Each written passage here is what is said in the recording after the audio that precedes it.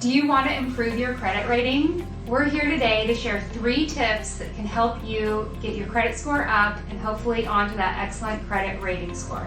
I'm Desiree Abercrombie with Scout Real Estate, a proud partner of RE/MAX Choice Executives. And this is... I'm Becky Elder with Fairway Independent Mortgage.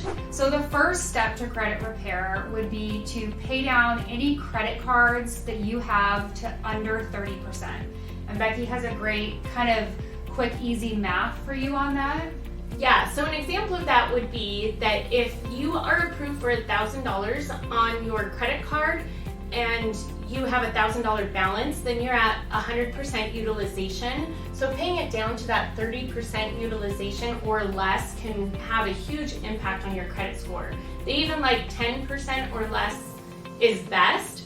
But when you're looking at the big picture, trying to figure out how to optimize your credit score, you might need to pay down a few cards to really boost your score up. Exactly. So if you have 3 credit cards and you only carry a balance on one of them and the other 2 have a 0 balance or a $100 balance, that's not necessarily a good thing either.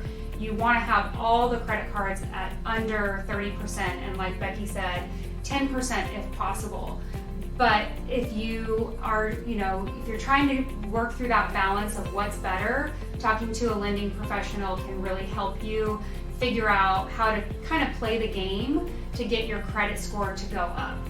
Then the second credit repair tip that we have is to not close any old credit lines. So once you've paid off a credit card, say you have an old store credit card and you never shop at that store anymore and you've had it since you were 18 years old, so you've had it for 10 years and you're like, I'm just going to close that out. It's actually not a good idea to close it out. You want to maintain that because the credit bureaus look at your history and use that as a part of your credit score.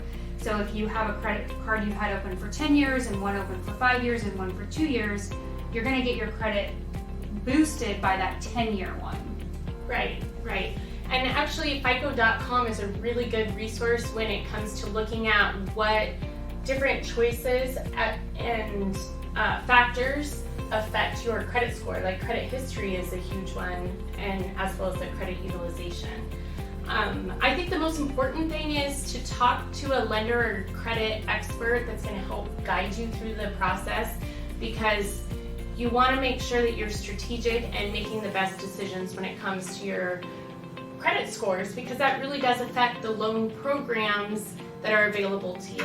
Right, so whether you're looking to buy a house, improve your credit, it's always great. We're here as a resource for you. And another really important piece of improving your credit and potentially looking to buy a house in the future is to get started as soon as possible. So don't wait until you're 3 months out from wanting to buy a house. We want to help you and look at your credit scores 6 months, 12 months in advance, because there might be items on your credit that you're not even aware of. And Becky can help you determine how to get those taken off your credit report, different things like that. So it's never too early to start talking to a lender to make sure that your credit is in a great place when it's time to buy a home. So Thanks for sitting with us today. This has been a Mortgage Education Minute, and we will be putting more of these out every week. So please come back and we'll share more with you in the future.